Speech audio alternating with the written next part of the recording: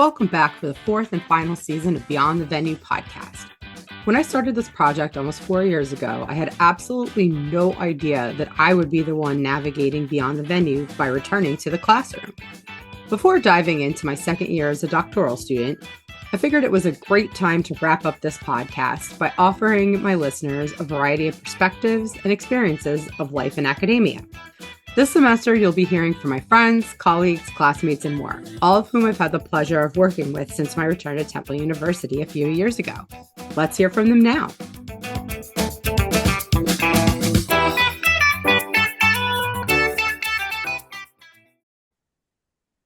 All right, folks, this is it. This is the very last and final episode of Beyond the Venue podcast that is ever going to happen. I'm saying this as a doctoral student who put a lot of time and energy into this podcast, and it is time to move on and keep pursuing my doctoral studies.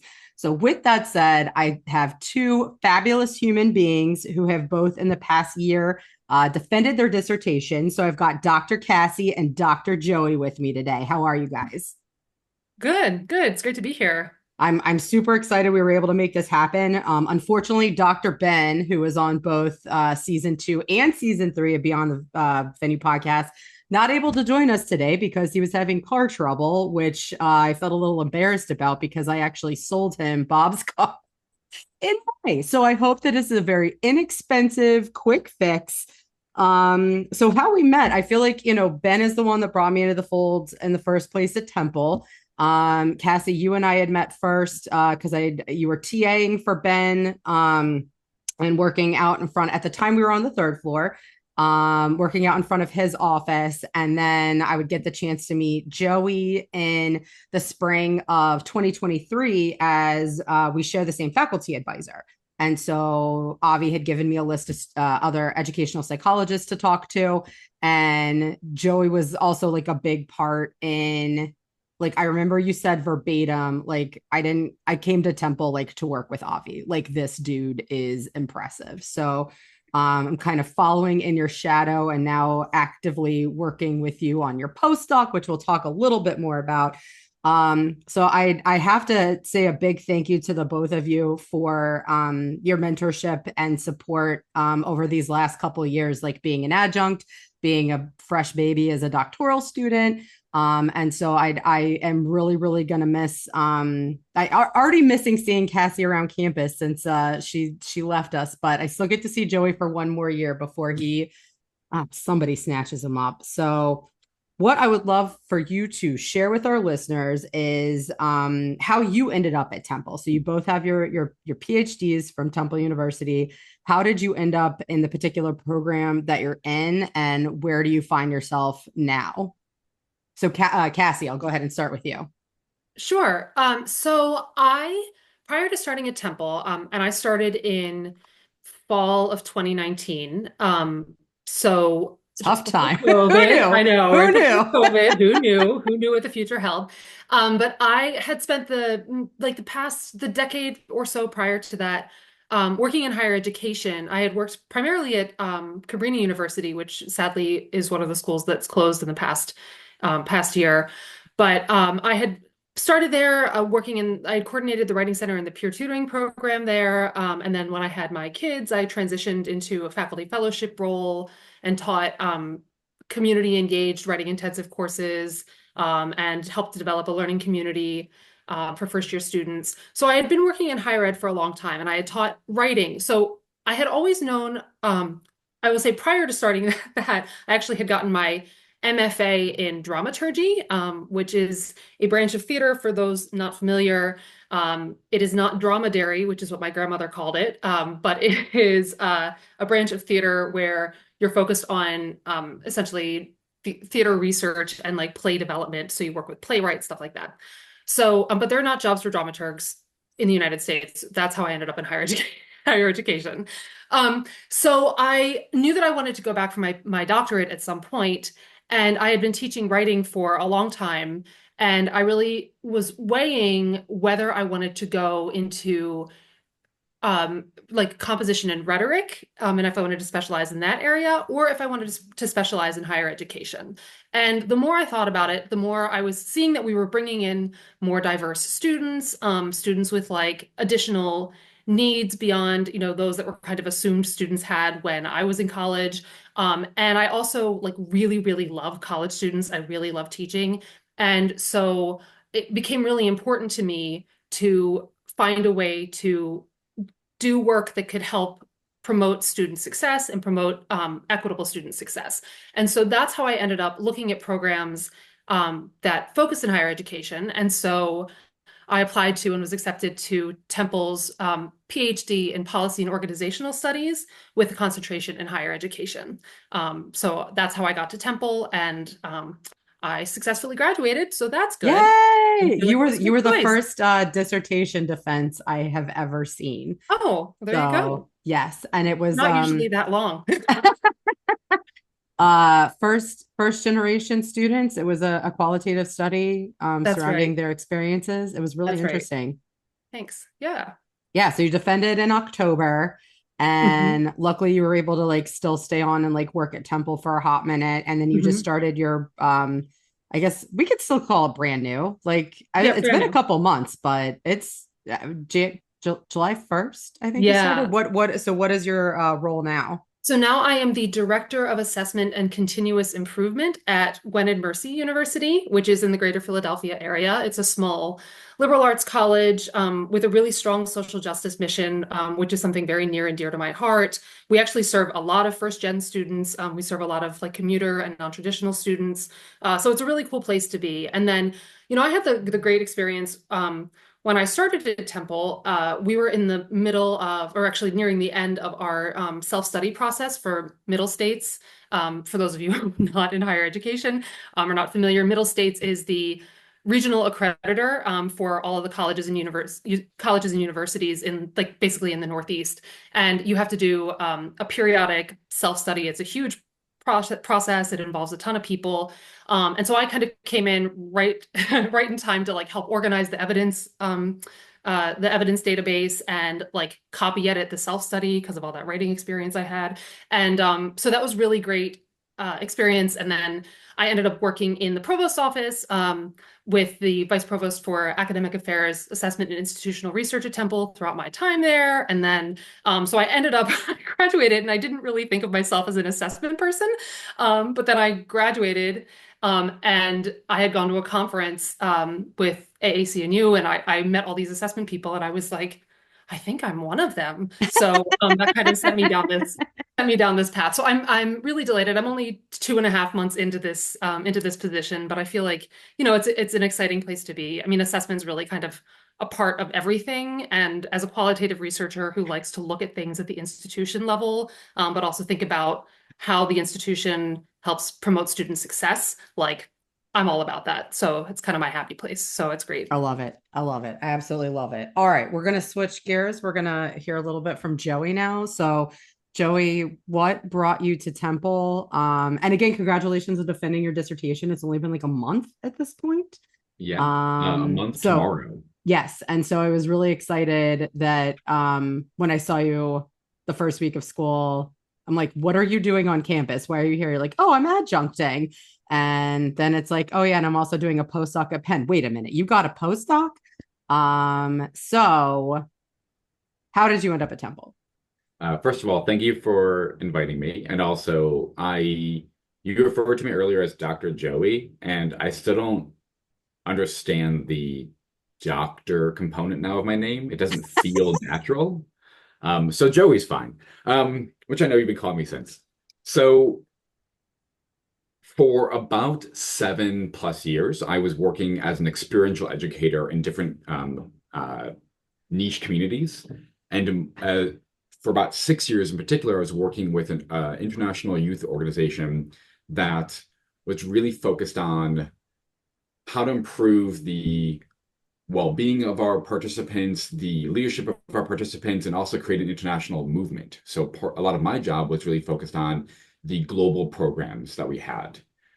And at some point during some of the programs we were hosting, I saw the value in people who are coming who were trained educators. My training, what I had some experiential education background, a certificate in experiential education, but I saw that there were some deficits, some limitations in the way that we thought about our own programming. And actually, kind of to Cassie's point, I started to think about the evaluation, like how could I make this better?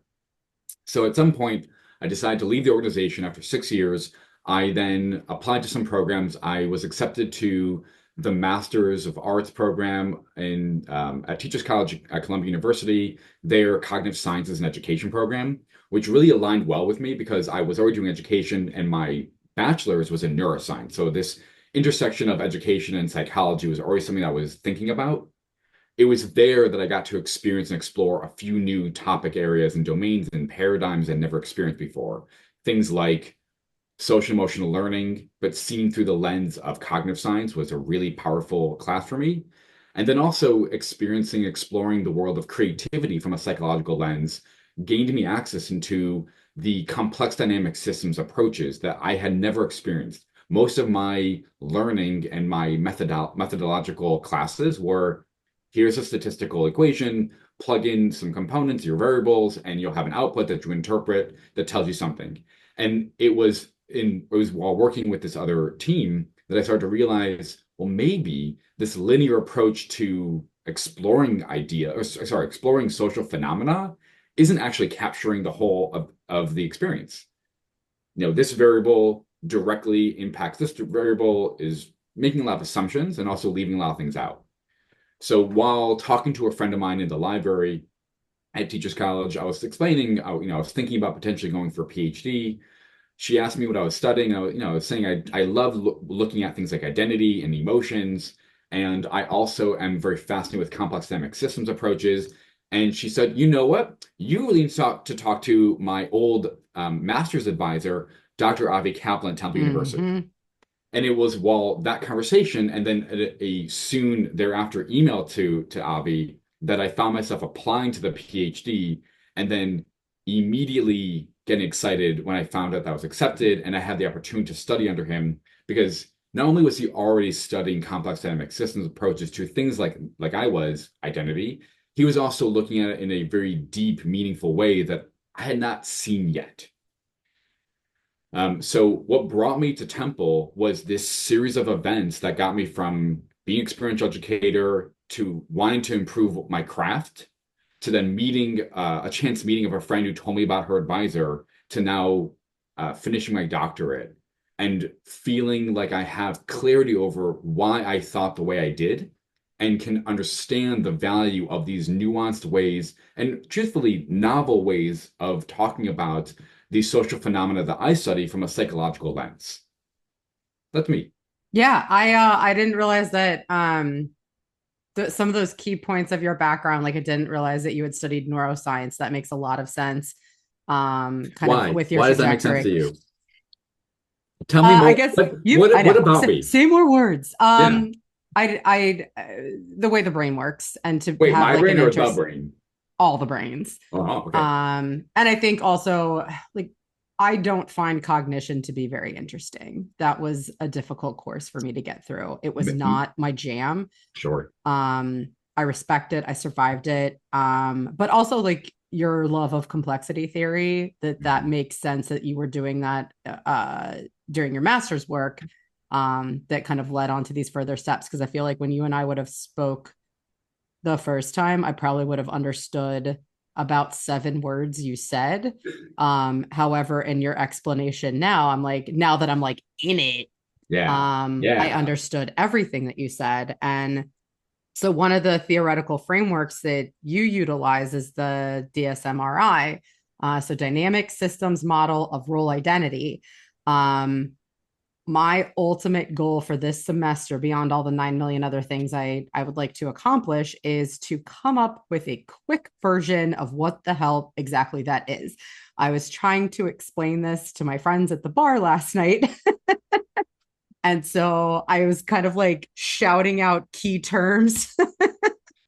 May I offer a heuristic that I find to be useful? Because I also have been trying I've been trying to find meaningful ways to communicate to people what I study, which I think Yes. is important. Yes. There was something that occurred, and I don't know enough. I'm sure, Cassie, maybe you have more insight as a higher education person. But at some point, something happened where the the research that was being conducted in higher education, in the space of higher education, so like faculty, no longer felt like they had to be the ones to communicate their work to others, and there was these people who became the intermediaries. They were the translators of the research, and that was then useful for then talking to people like policymakers or educators or administrators who are interested in utilizing this work. And I feel like it is part of my responsibility to be able to communicate what I study and how I study it. So I want to offer, I don't believe, by the way, that this is the only way to talk about the DSMRI, this amazing conceptual framework, but I think it's quite helpful. And when someone says, well, what do you mean? So here's how I talk about it. I like to start by saying, well, there's a bunch of roles in the world. Hmm. And I will highlight some of these roles. And some of the roles are things like a parent or a teacher or a doctor or a therapist. And we occupy these roles. And admittedly, I think a lot of people can understand that we occupy multiple roles at multiple times.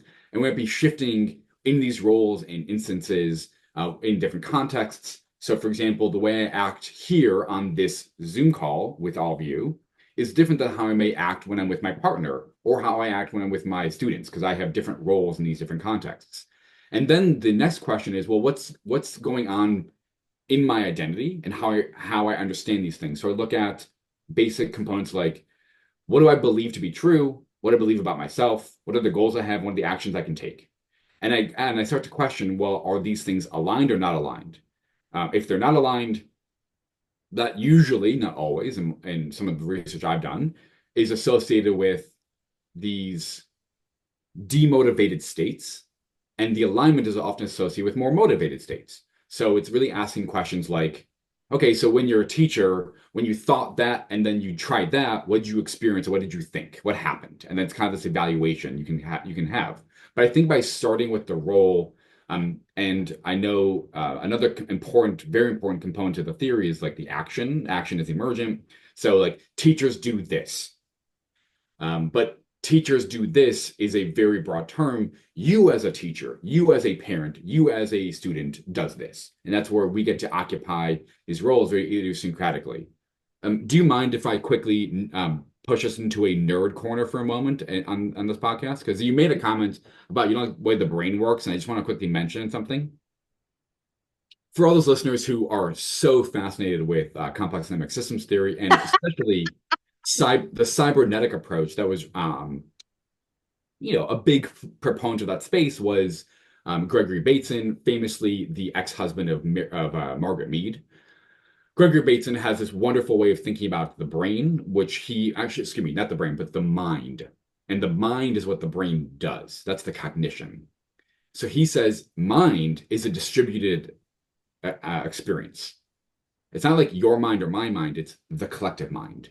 So maybe you would appreciate not like the brain anatomical neuroscience research, but the ways in which complexity would suggest how our interactions create the thought processes that we have and the ways that we then interact in the world. So that was my brain break with everyone. We can return to our normal programming.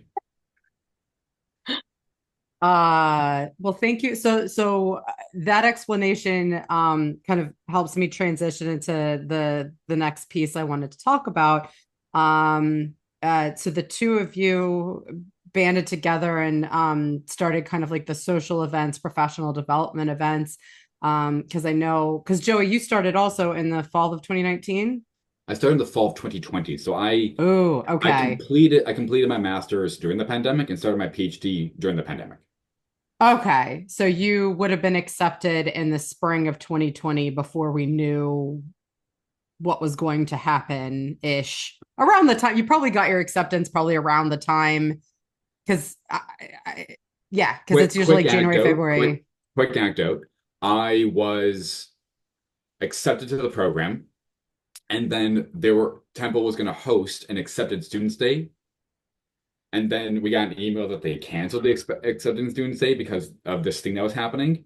And then Avi said, you should still consider coming down. So I was going to come down. And then a few days before I left, he's like, maybe you shouldn't. And then we started to understand what was actually happening in the world. This is Yes, really, to your point, exactly. very early on. Right. And then we all became experts in Zoom. Okay, so you started, oh, that's so much rougher to start in the fall of 2020. Okay. So the two of you guys work together, and so I want you to talk a little bit more about like how that kind of came to be. How did the two of you meet? And how did this connection happen? Because what essentially will transpire is, you know, pretty much as soon as I got accepted, it's like you're going to take over because we're going to be graduating and leaving. So I will kind of bring that full circle back with the DSMRI after we hear the backstory. So Cassie, yeah. Yeah, so I can jump in with this. So we met in fall 2020. Joey and I had Quant 2 together on Zoom. But With Dr. Burnsy? Sarah Cordes. With Oh, Dr. no Sarah Cordes. Burnsy. And I am not a quant researcher. I've gotten much better, but at the time I was still in my like just feeling overwhelmed by this. And I had done, made it through Quant 1, everything was fine. But like I was, just still in a state of panic by the whole world, but also by Quant specifically. So Joey was in that class and became my lifeline because I would like ask him questions and he would explain things in a way that I understood them, and then I would freak out less, and then I did fine. So it was collective. We were all in it together. Yeah. Yes. I would definitely say going through Quant 1 and 2 is a form of trauma bonding. It is. I had a good time actually. I didn't have trauma. Yeah, you were fine. And I had the great benefit as well of being married to an art studio expert. So all my art studio questions were answered immediately. Errors solved, what have you. So I feel like I was able to get through that by just kind of like following the rules and following the process. And okay. So you met in Quant 2. So we met in Quant 2 online during the pandemic. Then of course things started to come back in the spring, but everyone was still wearing masks and everything. And meanwhile, because of the disruption, it was really important when I started at Temple. One of the reasons that I chose to go to a traditional in-person program was because I was looking for opportunities to connect with people, right? Like connect with my peers, connect with faculty in a way that I didn't think I'd be able to in a more like online program. And so then of course COVID really messed with all of that. And so over the course of the pandemic, as I came back to campus, and at the time I was TAing interpersonal communication, and I saw how the undergraduate students were like so hungry for connection. Like we were all in that classroom, but like with masks on, and the ways that they were like so open with each other. It was actually, I like loved that experience because it was like really amazing to see just the power that like being together in a space can have. So all this to say that I was starting to think about, okay, how do we build this engagement? Like there wasn't a strong sense. There had been some efforts, but the people who had been kind of taking the lead in graduate student programming in the College of Ed and Human Development had kind of wrapped up or transitioned to the next phase of their doctoral programs or whatever. Because of COVID, some people had moved and, not everybody was around. So there just was a lot of disconnection. And so I started thinking about like, what are ways that, we can maybe start to bring people together and to rebuild some of those connections, and in a way that is like not just between the people who like kind of casually know each other or like within one program or one cohort, but that can maybe benefit anybody who's looking for that.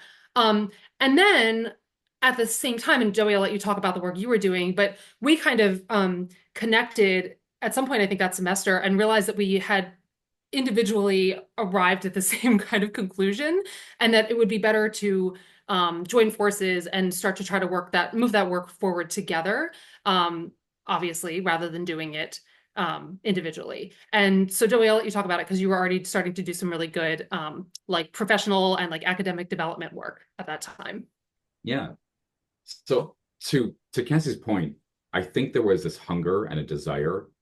And because I started during the pandemic, it was harder to develop the meaningful connections that I expected and anticipated while starting with a cohort. My cohort actually during my cohort was 5 people initially, and then did shrink over time. But I was excited to have these new colleagues I could work with. We could work off of each other. They could become my brain trust. And this is something I experienced while I was at Teachers College. I had my group.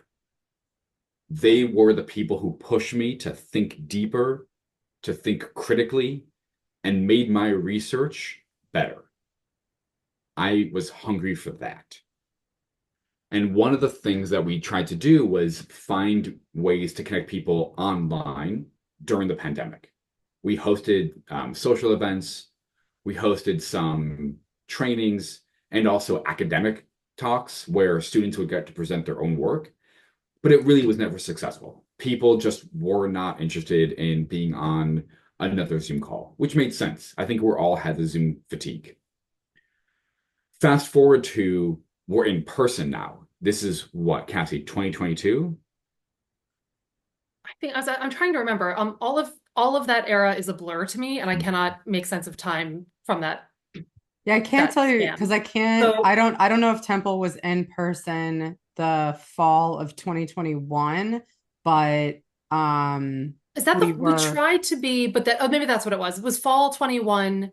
We got that surge in again. person. It might have been like Delta or whatever, but there was a COVID surge around the holidays of like 2021 into 2022. Wait, And then so spring of 22 is when I started adjuncting, and we were remote for like the first 2 or 3 weeks of the semester, and then went back in person like early February of 2022. I actually think that I think I did teach in person in fall 2022, but it was no, sorry, fall 2021. Fall 2021. Masks. Because it was, we had the mask mandate. 20. Yeah, the mask mandate went through the spring semester of 2022. Right. We were remote. We went remote spring 20. We were remote fall 20. And then I think it was spring 21. We were teaching in person, but with masks, I think. I think it was 2022 is when like we really picked up. Maybe it was. Yeah, because vaccines weren't readily available until like the spring of 2021. Okay. So I feel like post vaccinations this is just illustrating. Like I have completely like this is just a void in my memory. Like like that time I've been trying. It keeps coming up, but I'm like, I guess I should remember what happened, but I've apparently just blocked it all from my memory. So there you go. I mean, this is also the time frame when I started the podcast because events were canceled and I had nothing else to do. So I'm not sure how much your listeners will appreciate listening to us try and piece together a timeline. Yeah. Anyway, at some point there were classes and we haven't talked about COVID in so long because this entire season has just been friends and colleagues from Temple, and so COVID really hasn't necessarily had to come up a lot. Except when I did interview Catherine Burke, I guess Temple wasn't accepting applications for the fall of 2021. So she had to wait a year, I guess, because of COVID, and they were just like, this is messy. Okay, so you tried the Zoom stuff. Were you just not getting attendance, or were you not getting engagement, or just all the above? We had a few people who consistently attended. It was not a lot to, I think, make the effort worth it. Okay. And what's interesting to pull from my prior experience, I was utilizing the techniques I learned and would teach while working in youth movement work. So how to develop calendars, how to flyer for events, how to make events meaningful, how to capture data during events, all those techniques I was utilizing, but people were just zoomed out. Mm-hmm. Fast forward to we're back in person, things are a little iffy, but people, to Cassie's point, are hungry for that experience, to really go in that word.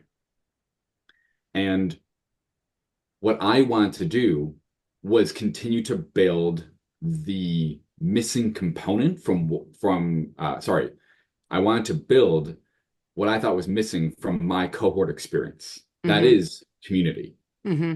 Most of my professional career has been some type of community development work, and I believe deeply in the value and the power of community, Mm-hmm. both in sustaining me, making me better. And I think actually even the three of us talking is a good example of this. Mm-hmm. So one of the things that happened early on is, to Cass's point, we were connecting and making these things. At the same time, I was already hosting these talks. The college had not yet restarted their academic talks. Any type of talk that was encouraging research to come to the campus to give a talk about their work, or encouraging students to give practice presentations, those were not happening, and they're expected. I think they were a mainstay of many PhD programs, of many academic higher education institutions, and it was something, once again, that I anticipated, and it did not occur. Mm-hmm. In that year, I was not only thinking about how to bring this back, but I was also taking on new roles and at like national levels of organizations. And for one of them, I want to explicitly bring back spaces where students, in particularly, got to present their work. Mm-hmm. I believe deeply in the value of people having the chance to practice their work in their community settings, where it's a safer, more maybe potentially more relaxed environment. And what I tried to do was become the other side of Cassie's work. While she was creating these communities through social events, I was trying to create communities in the academic spaces that I thought the college had missed. So I'm not sure, Cassie, if that really speaks to like the two sides of the same coin. Yeah, it does. And what was important to me, and it's interesting because I was so a little more context, like I mentioned earlier, I have two kids. And so like when COVID happened, my youngest was in pre-K 4. My oldest was in second grade. So they were pretty little, and they were home. Their school reopened like the second year. But in terms of connection, again, like the opportunity to do this PhD program and to like make connections with people and professionals, you know what I mean? Like I was really looking for that. Like on the one hand, there were constraints because of my roles and responsibilities as a parent, in terms of like when I could be on campus, like how I could engage, when I could engage. And at the same time, I was like, this is kind of the one chance I have to maybe try to build something like that, and to make sure that like if no one's going to create, if I don't create these opportunities are not going to exist. Mm-hmm. And honestly, some of the opportunities that I was interested in were like, let's go play Quizzo at a bar Mm-hmm. with a bunch of grad students. So like, so it was interesting, in addition, because Joey was doing really great work to create those spaces for, academic presentations and everything. And I just wanted to make sure that people felt like they could get to know each other because, in my first semester, in the beginning of my second semester, it's funny, I actually remember being in Dr. Johnson's class in spring of 2020, and she had just come in, like right before COVID started. She had kind of come in and she's like, I want to start creating like a snack culture in this classroom. Like everybody can bring stuff to share. Like we'll start to do, and which I thought was like great. And it was like such a nice gesture towards like community building at sort of the college or like program level. And then we all were remote forevermore. So like, we never, other than on Zoom, never really saw each other again. And some of that energy of like, how do we find those spaces, like whether it's just, that we're gathering on the third or fourth floor, you know what I mean? And Mm-hmm. we're all working together, but we're spending time together, or we are going out for happy hour after a day, or we are like, finding time to like have a little holiday celebration or something like that, that those And that kinds of makes so much things. sense that you say that about Dr. Johnson, Totally, because doesn't it? now in her role as the Associate Dean of Student Success, these initiatives are now falling under her office. Yeah. And so, to kind of transition a little bit into where things are now. Oh, Joe, you want to jump in? Before we transition, I just want to say, I want to acknowledge that what happened in simplicity was there was a gap. Cassie and I want to fill that gap because we did not feel community.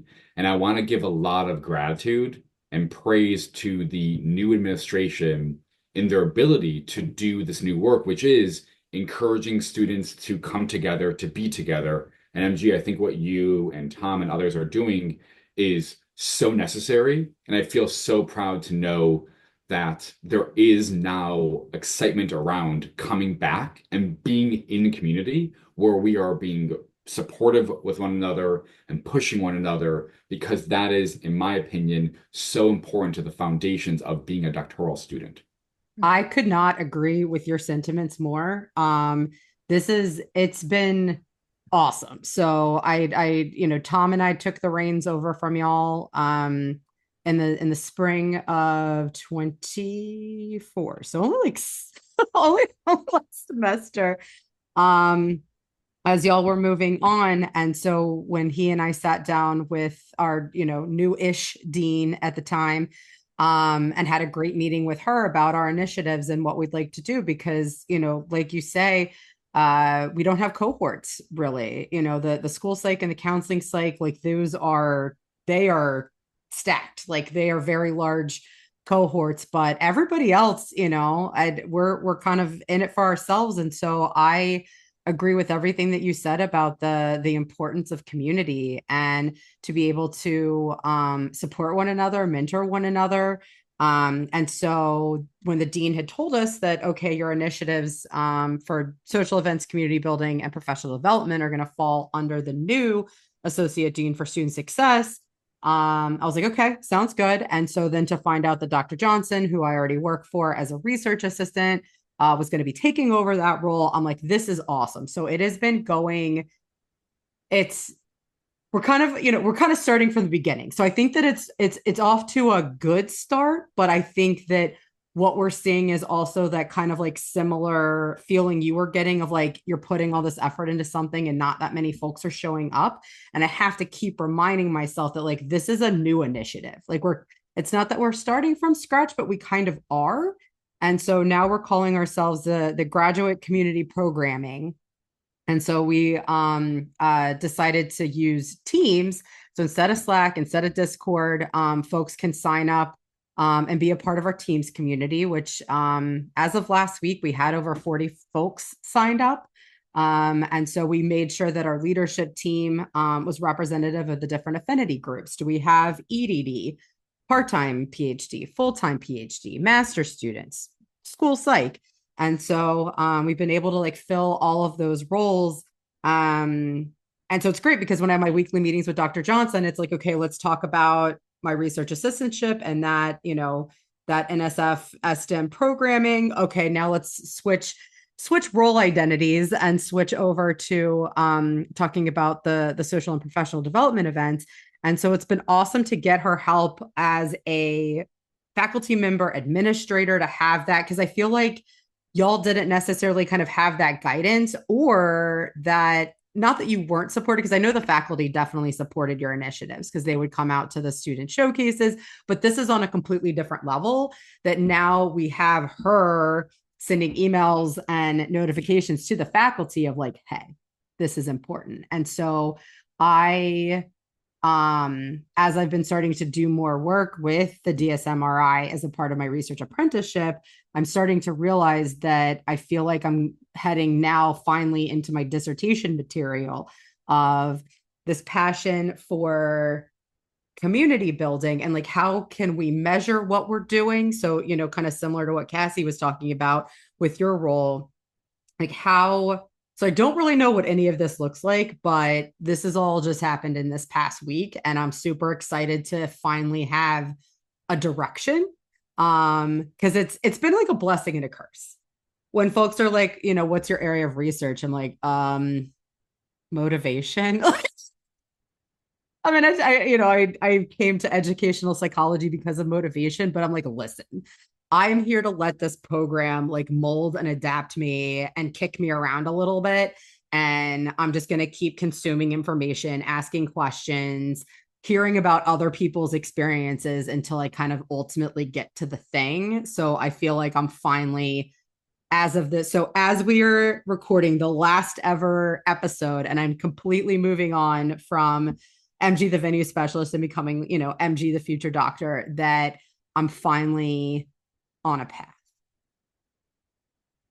So thank you for starting. And I look forward to, working the next 3 years to really build this community that I can leave it in someone else's very capable hands with very detailed instructions.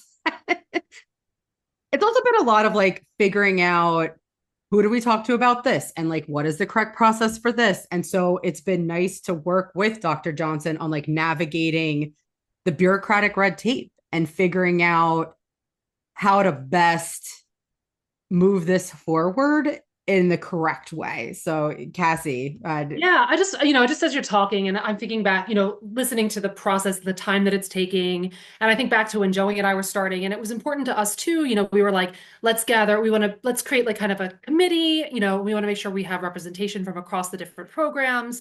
And, when I talk about, like I think in the approach that we took in the kinds of programs, so much of this too, and I'll say this is, I'm going to put my org scholar hat on, but it's like, I think about the importance of this as a reflection of organizational culture and like the importance of having a strong culture, like within, I think really within the College of Education and Human Development, which is why I'm so glad that this work is continuing and, that it's becoming more institutionalized, but that it's had this kind of grassroots approach, because I think sometimes then, my hope is that like the way that, we kind of came to this and that you got involved and other students have gotten involved, that's sort of like origin, but then the continuation and the recognition and valuing of that from leadership, allows that to hopefully evolve in a way that is really responsive to the needs and interests of the constituents within the college. And so, but, also at the same time, like listening to you talk about this, I'm just reminded of, all the research. As much as I love culture and I love organizational culture, I'm always, and I'm always looking to it. I'm like, it's a reminder of how hard it is to build culture and how much time it takes to like change culture, or like create it. And so I don't know. If you were a higher ed scholar, I would say you could do that for your dissertation, but but I mean, I think that there's really interesting research there as well. So, well, I appreciate that, we've it's interesting like how like this semester is kind of shaping up event wise, that we are only kind of doing social events for like this kind of first half of the semester, and then all of our professional development events are coming in October. But I feel like we've had like a decent turnout at our events. I'm a little nervous for how tomorrow is going to play out. So tomorrow we're hosting our very first family friendly happy hour. So we're going to be at Love City from noon to 4 on a Saturday. But I've had so I am taking this as a win that I have had a lot of people come up to me and say, like, I am out of town this weekend. I've got other commitments. So at least people are seeing what we're doing and they're like, this is awesome. And I feel like, you get that a lot. It's like, I can't make it to any of these events, but I love to know that you're doing that. And like, whenever I'm able to make it. And so that's what I'm using as like, so even if it is just me and Young, I'm going to bring a deck of cards if we are just staring at each other for 4 hours. We'll still have a good time. It'll, hanging out outside. But I'm hate to be pessimistic, but I feel I'm like nervous as to like how few people are going to show. But again, it's, and so it's kind of, you want to figure out like, how are we building what we did this semester, and like how do we grow that next semester and continuing on. Joey? I really appreciate the way in which you're framing as a metric. Like that is a huge success. I would already count this as a success. And if you had the opportunity to stare at Young's face for 4 hours, listen, I would want to do that. I get it. I think we're all there. So wonderful. So great. But I want to put on my educational psychologist hat though for a moment. Like Cassie putting on her higher ed scholar hat and articulate the value, which I know higher ed has also started to look a lot at, which is belonging. And sense of belonging is very much in our field. Community relatedness, all these terms that are used. And I have a colleague and a friend who's over at Virginia Commonwealth University, Molly Taylor, who is starting to look at this idea of mattering as well. Mm-hmm. And do you matter? Like, so you're part of it, but then what are you doing inside the group? And I Mm-hmm. think there's a beautiful aspect of what you're doing, MG, is acknowledging that belonging does have psychological value on our academic achievement, on our overall well-being. And these things matter. And many students may not know that. So having these programs and opportunities from you, from more of like a grassroots space, but also top down from the administration, are so important.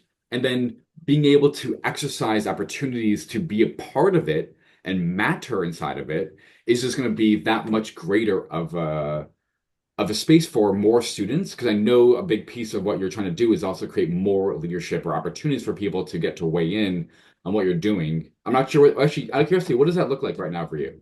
Yeah, that's an excellent point. Like I would love to like build out committees, have more folks taking on responsibility for certain aspects because I feel like the committee's been really great in helping with ideas, maybe helping out with like way that we're like phrasing certain things. But when I personally feel like I have not done a good job delegating because I think the way that the committee was formed, it was more so like, yeah, I'm interested. Like there was no, like we weren't kind of established. And so there was no kind of formal way to say, this is your role and your responsibility. And like, this is what we're asking of you.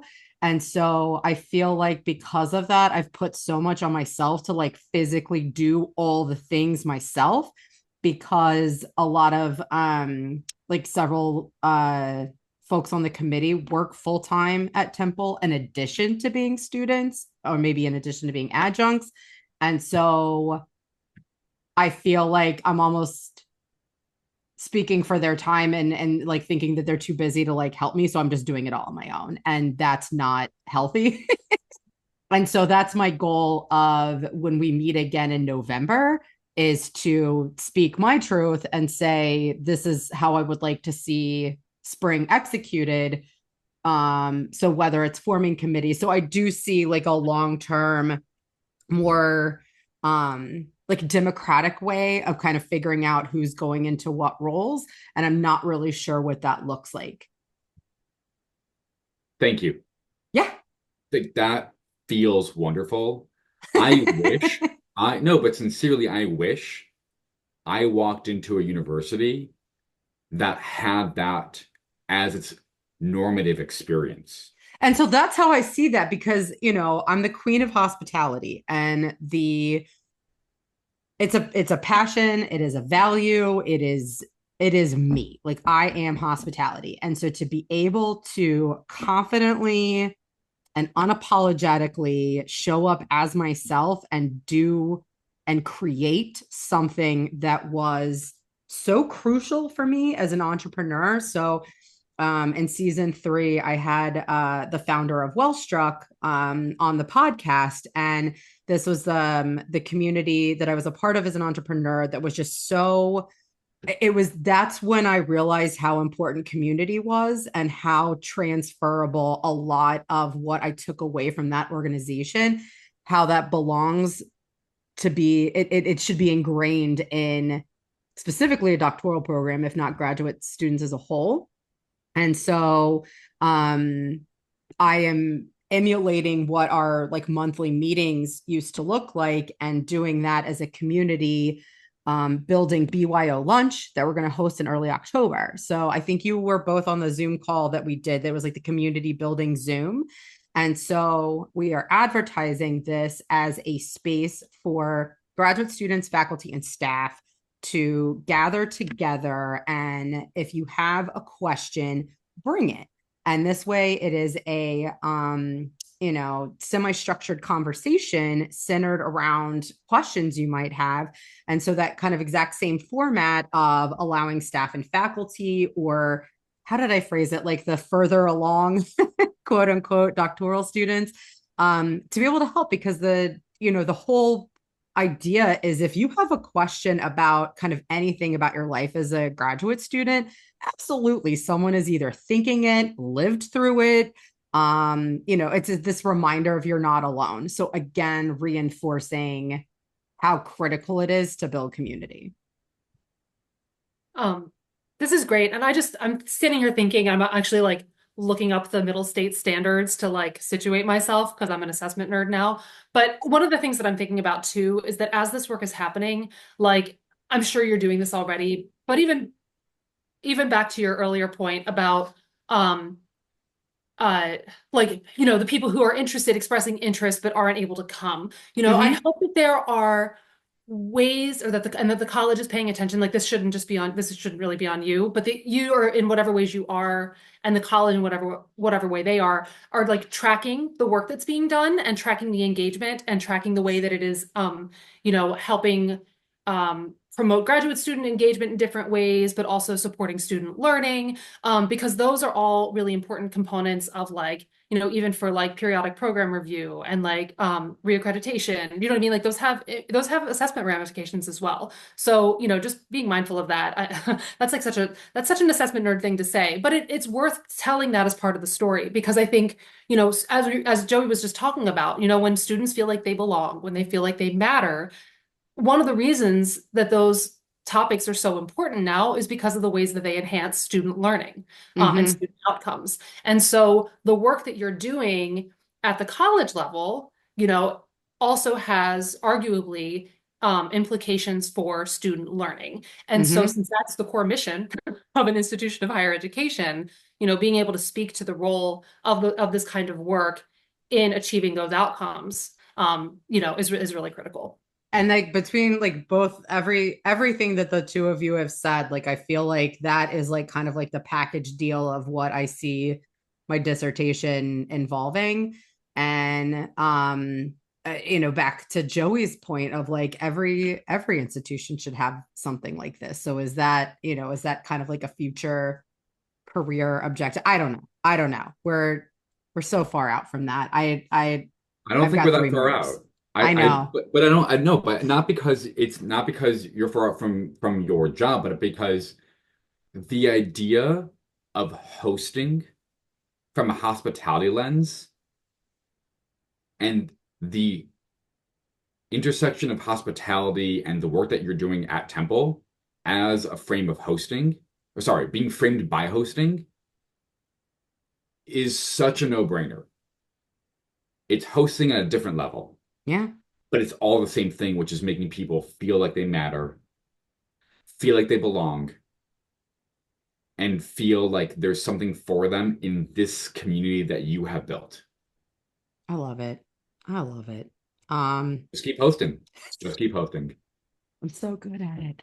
Okay. So switching gears just a hot minute. I am very curious. So over the last couple of years, do you feel like there's anything that you wish you would have known? So obviously you found a gap in the literature. You found that gap.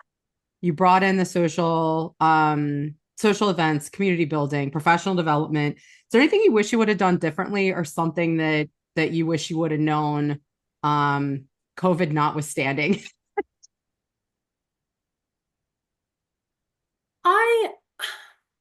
So yeah, I mean, I wonder, and it's impossible to know. I wonder how much COVID impacted the types of like professional development experiences I was able to have during my time at Temple. It's like a question that I'll probably ponder from time to time for the rest of my life. I don't know. But because like some of my professional networks, like ASH, the Association for the Study of Higher Education, the first time I attended and presented that conference, it was entirely on Zoom. And so some of the like first time attendee stuff that I would have gotten to do didn't really happen in a way that I could engage in.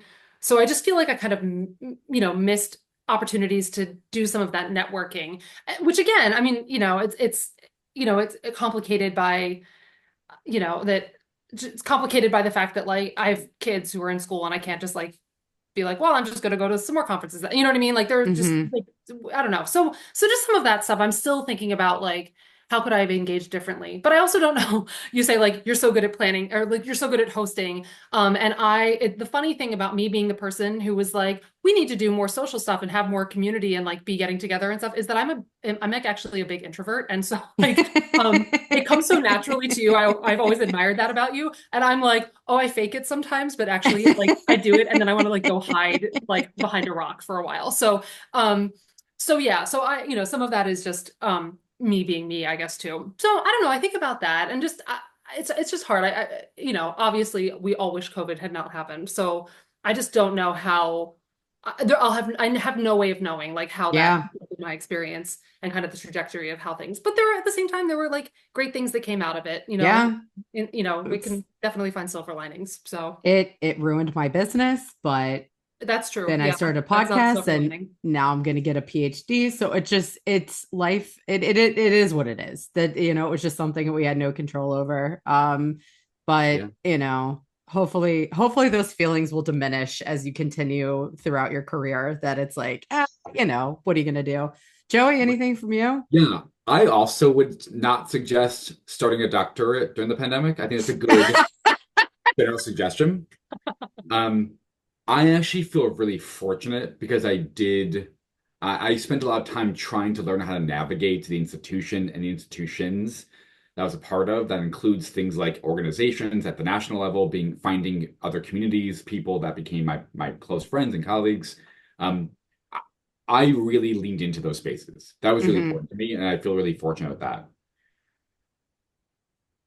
I think the two things I wish I had done differently or had done sooner was one, access more communities on campus. For example, I work in psychology. I do educational psychology research, but I just started to meet the psychologist at Temple in my last year, and I never really got the opportunity to work with them. And the one that actually who communicated some interest ended up leaving and going somewhere else.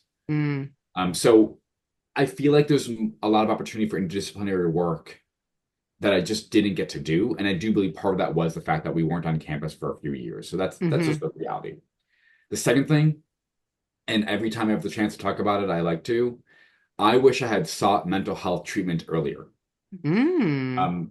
There's a brand new piece that just came out on um, the challenges of receiving a doctorate, the emotional challenges, the mental health anguish that can come from it, and the research that was looking at the use of psychiatric medicine and psychiatric care. I wish I had found treatment earlier. And I Mm. really encourage people who are thinking about treatment or struggling during their doctorate, especially, or who are just starting and trying to understand what that's about. When you start to feel it, get help. And if you are someone who's in a community where you can encourage a friend to get help. Yeah, I wish I feel like everyone should see a therapist the way you see the dentist and a doctor, and Dentist, you see even that is like once a year. I'm talking about Probably like more every often than week. that. everybody's got varying degrees, but I feel like if everybody Oh wait, like, where? How old? what How else? often do you go to the dentist? 2 times a year. I Okay. definitely see my therapist more than 2 times a year. I guess it depends on what's going on. But I I think that's excellent advice as well. Mental health was something that I brought up a lot over the last couple like pretty much every single season of this podcast, because of how important it was, and especially as essentially a pandemic project that I really wanted to bring mental health awareness to the forefront, because the more that you talk about it, the less it stigmatizes it, and hopefully more folks will feel comfortable in that space. And I think like the younger generations are starting, like I feel like they don't stigmatize it whatsoever. I think it's just kind of a trickle down boomer effect kind of thing. And I want to just add to that, the more communities we have on campus, the more support that graduate students feel in the communities that we Mm-hmm. create, really hooking into this idea of if we can create community, we can improve people's social, emotional, mental well-being, as well as the academic outcomes. But if we can create these communities, then people won't feel lonely. Their mental health may not suffer as much, right? These are Yeah. buffering effects. And I really do believe that with the mental health, these communities are an amazing space to encourage people to not only find help, but just to be comfortable with each other and to vent and to Yeah. complain and to do whatever Yeah. they need to do to just get through their day, because getting a doctorate is not an easy task. Nope. If it was, everybody be a doctor. Well, you guys are both working on some awesome stuff. I know, Cassie, you recently got published. Your dissertation work was published. So Can you my tell us a so my little bit? first article from coming from my dissertation research is published now. It's in a forthcoming issue, but the online advanced print is available. So that is, it's called Navigators in Training. It's talking about first generation master's students in a college student affairs program, thinking about that work, thinking about their work as cultural navigators, who are drawing upon their experiences of being first generation college students. And, you know, in order to support other college students as they move forward in careers in college student affairs. So it was pretty cool. It was like an incidental finding from my study. But I'm really happy to share. They were great. It was great people to talk to. I'm so glad to be able to tell their stories. That's awesome. Yeah, so that's one thing. I've got a couple other a couple other articles coming out. Some irons Mostly in the I'm, you fire. know, in assessment mode now, but I'm trying to keep the research wheels turning as well. So we'll see. Yes. It's a lot. Yes. And Joey, you're currently involved with your postdoc at Penn. And I'm excited to be able to work with you for my research apprenticeship. So I know, can you tell our audience like a little bit about it? And kind of like this end goal with the website? Sure, yeah, happily. So the research, which is funded by the James S. McDonald Foundation, has been looking longitudinally at how pre-service teachers to in-service teachers develop discussion facilitation skills. And the way we look at that is by exploring their identities as teachers, as discussion facilitators. And one of the things that I found really fascinating was the amount of emotional language that comes up when teachers talk about facilitating a discussion, and how it can be emotionally taxing, but also emotionally enriching. And the work that I'm doing with this is trying to unpack what's happening emotionally for a lot of these teachers. That's part of my work on like emotions. I also do empathy research. And then eventually, as part of the grant, excuse me, one of the things that we're producing is a website that will be used as a teacher preparation tool to encourage teachers to think about their own skills and their own identities as discussion facilitators.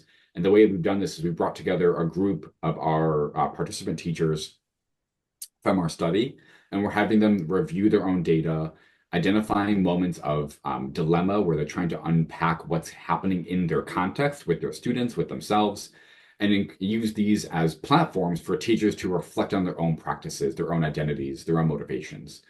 It's really amazing to watch, both because we are trying to get out of our own way as researchers, which I think is often really difficult. Instead of us saying, well, we know what's the good data, we know what the problems are, we're asking the teachers who need to work, who preparing this for other teachers, which I think is a really amazing choice that we made as a team. And then some of the other things I'm working on is really just trying to get more of my empathy workout. My dissertation was officially uploaded to the ProQuest website yesterday. Yeah. So otherwise, I have a few things I'm working on. Like I still do what's called historical empathy research. So I have a piece called A Framework of Historical Empathy for Social Studies Learning, a perspective taking praxis that's out that I'm trying to look more to inspire some thinking. I have a piece that has just come out, like Cassy is now online. I think I'm getting the physical book today. It's a chapter on cultivating empathy in teacher education, recommendations from theory and research. And then there's another piece I'm working on with my research team on in like that topic area of emotion, navigation of the navigation of emotions during politically volatile discussions. Mhm. And then I'm really excited and very different from most of my work, but this has been a long time process or project. It's a book, the second of a series on creativity and creativity practice, and it's called Creative Work and Power and Distributions of Power. And this is the main author is a man named Dr. Michael Hansen, and he and our team put together this book, really looking at how is power a creative distribution with inside of the creative network. And we have two really interesting and diverse people in the book. We do a lot of case study research. So going back to our guy Gregory Bateson, that cyberneticist, he's the first case, and we really unpack him. And then we use some of the learnings from him and his work in cybernetics to then have a whole second case on power and creativity, on the artist Tyler the Creator. So two people who all go together. We have a whole book. Yeah. Interesting. Indeed. That will be coming out soon. All right. Awesome. Well, yeah, busy. I mean, I feel like I the advice I got was to say yes to studies. So I am definitely keeping myself very busy and very involved. So I hopefully that CV will look pretty sexy a couple of years from now, but I don't think it's going to look anything like Joey's. It will look exactly like mine. We're gonna do so much work together. What are you talking about? I know. But it's your CV is stacked. Hey, I'm gonna call it out, and also this is good for anyone who's listening. No social comparison. Okay. We're not competing here. We're not competing. We're all in this together. I will say actually, so one of the things that I experienced that was really important to me early on was finding my colleagues. And I'm a big proponent of the idea your colleagues are not at your institution. The people who study what I study are not at Temple. They're at Columbia or at Tennessee or at George Mason. Like, they're around the country. And those people are the ones who ground me. And when they do well, I get excited. Even though we study the same things, and in theory, you could see us as competitors, we're not. Yeah. Their success is my success, and they push me to think and do better, and I push them to think and do better. So no social comparison. We'll just become your MG. We'll just become your biggest cheerleaders, and you'll keep kicking ass. Right back at you, both of y'all. Can I say that word in this podcast? Absolutely. And cheers to you. Okay. So this is the last time I'm going to be asking this. Because any future podcast, so when I interviewed Sabina last week, she actually does a podcast as a form of professional development, and I'm like, oh, speaking my language. I'm like, I love that. I could definitely see myself doing this in the future. So while this definitely won't be my last podcast episode ever, this is the final Beyond the Venue podcast. So you both have heard my backstory about my work as MG, the venue specialist. And so I always ask my guests, what is your favorite venue? So Cassy, you've had about an hour or a week to think about this. What is your favorite venue and why? All right. So I'm gonna say, I'm just gonna go with a kind of silly answer, but it's fine. I was gonna say, you could also say your running shoes, like anywhere. I know. I did actually think I was like any marathon course, like, I don't know.